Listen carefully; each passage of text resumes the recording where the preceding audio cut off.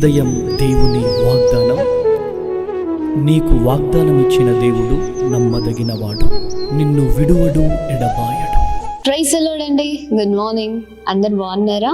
ఉదయకాల సమయంలో ప్రభువైన యేసుక్రీస్తు నామంలో అందరికీ ప్రత్యేకమైన శుభములు తెలియజేస్తూ ఉన్నాను. దేవుడు మిమ్మల్ని, మీ కుటుంబాలను దీవించి సకల సమృద్ధి చేత ఆశీర్వదించును గాక.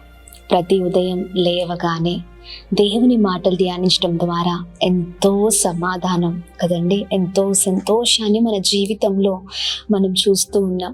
నిజమే, దేవుని మాటలు మనల్ని సరిచేస్తాయి, ఆయన మాటలు మనల్ని బ్రతికిస్తాయి.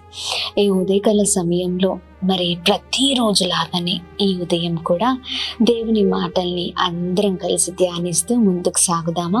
మరి ఇంకెందుకు ఆలస్యం, ఈ ఉదయం ప్రత్యేకంగా పరిశుద్ధాత్మ దేవుడు మనందరితో మాట్లాడుతున్న తన ప్రత్యేకింపబడిన మాటలు సామెతల గ్రంథము 20వ అధ్యాయము 22వ వచనం. కీడుకు ప్రతి కీడు చేసేదననుకొనవద్దు, యెహోవా కొరకు కనిపెట్టుకొనుము, ఆయన నిన్ను రక్షించును. ఆమేన్. దేవుని నామానికి మహిమ కలుగును గాక. అద్భుతకరమైన మాటలు కదండి. కీడుకు ప్రతి కీడు చేసే వారిమిగా మనం ఉండద్దు, కానీ దేవుని పైన మనం ఆధారపడినప్పుడు దేవుడు మనల్ని ప్రతి దాని నుంచి కాపాడేవారై ఉన్నారు. చూడండి, చాలాసార్లు మన జీవితాలలో మన ఆలోచనలన్నీ సరైన ఆలోచనలుగా ఉండాలి. సరైన ఆలోచనలుగా ఉన్నప్పుడే ప్రభు మనల్ని రక్షించగలరు. ఆయన ప్రతి విషయంలో మనకు తోడే ఉండే దేవుడై ఉన్నారు. మన ఆలోచన సరిగ్గా లేనప్పుడు, అనగా మన మనసు సరిగ్గా లేనప్పుడు, మనం ఉంటున్న విధానం సరిగ్గా లేనప్పుడు ప్రభు కృప ఎన్నటికీ మనకు తోడుగా ఉండదండి. చూడండి, ఎవరైతే నిశ్చయముగా మరి దేవుని పైన ఆధారపడతారో, దేవుని ఆశ్రయిస్తారో, దేవుడు వారిని వదిలిపెట్టే దేవుడు కాదు. అనుకోవచ్చు, వారు నన్ను మోసం చేశారండి, అందుకే నేను వారిని మోసం చేయాలి, లేకపోతే నాకు పలానా వ్యక్తులు నాకు నా కుటుంబానికి చాలా కీడు చేశారు, అందుకనే నేను వారు ఎంత కీడు చేశారో వారి కంటే ఎక్కువ కీడు వారికి చేయాలి, లేకపోతే నా జీవితంలో సంతోషాన్ని నేను చూడను, లేకపోతే నా జీవితంలో ఏదో కొరత ఉంటుంది అన్నట్లుగా చాలామంది ప్రవర్తిస్తూ ఉంటారు. చూడండి, దేవుని బిడ్డలు ఎప్పుడు కూడా మరి ప్రతి విషయంలో కూడా యథార్థంగా జీవించాలి. ప్రతి విషయంలో దేవుని పైన ఆధారపడినప్పుడు దేవుడు మన ప్రతి శత్రులను ఖచ్చితంగా ఆయన చూస్తున్న దేవుడై ఉన్నారు. ఎవరైతే కీడు చేస్తారో, ఎవరైతే హాని చేస్తారో, ఎవరైతే మనల్ని తృణీకరిస్తారో, లేకపోతే ఎవరైతే మనల్ని ఎదగకుండా చేయాలని చూస్తూ ఉంటారో, ఎవరైతే అనరాని మాటలు అంటూ ఉంటారో, ఖచ్చితంగా వారికి ప్రతిఫలం ఉంటుంది. అంటే మనం ఏ పని చేసినా ప్రతిదానికి మనకు ప్రతిఫలం ఉంటుంది. అంటే మనము మంచి చేస్తే దేవుడు ఖచ్చితంగా మనల్ని దీవిస్తారు, లేదా మనం ఒకవేళ చెడు ఇతరులకు చేస్తే ఖచ్చితంగా దాన్ని బట్టి, ఖచ్చితంగా మన క్రియలను బట్టే మనకు ప్రతిఫలం ఉంటుంది. అందుకని అన్నిటిని దేవుని చేతులకు అప్పగించాలండి.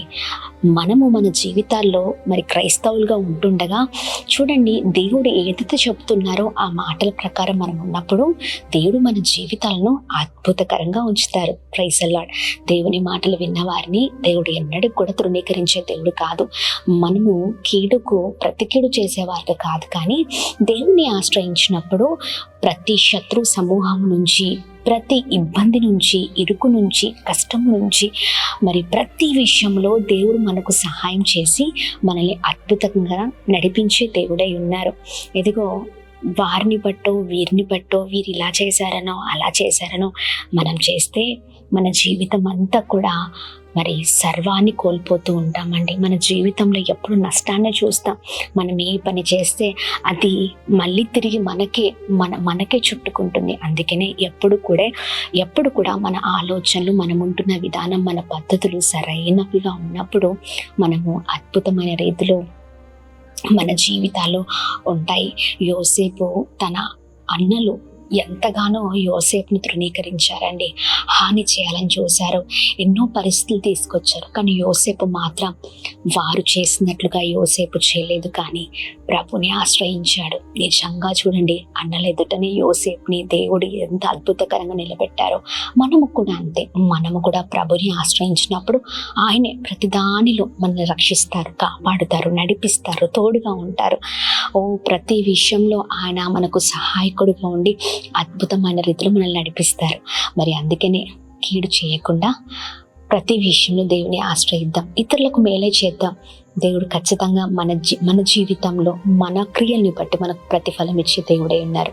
మరి ఉదయకాల సమయంలో చక్కని రీతిలో మన పద్ధతులు మార్చుకుందామా? ఒకవేళ ఇలాంటి చెడు మనస్తత్వం మనలో ఉంటే తీసేసుకుందామండి.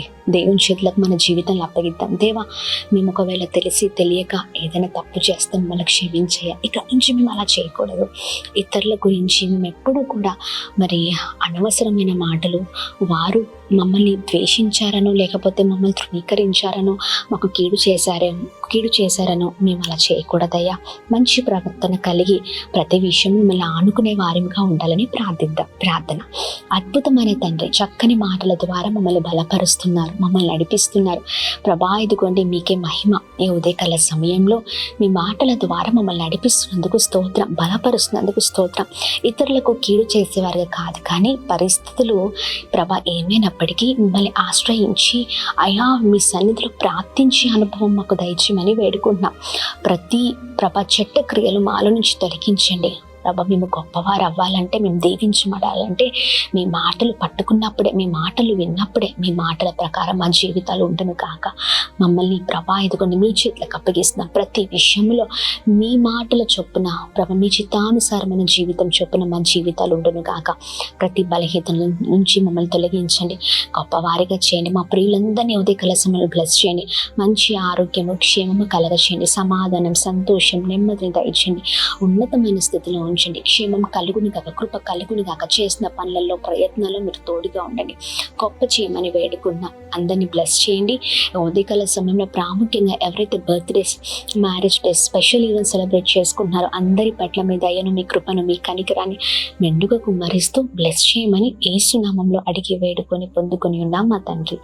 ఆమేన్, ఆమేన్, ఆమేన్. అందరికీ ప్రైజ్ ది లార్డ్.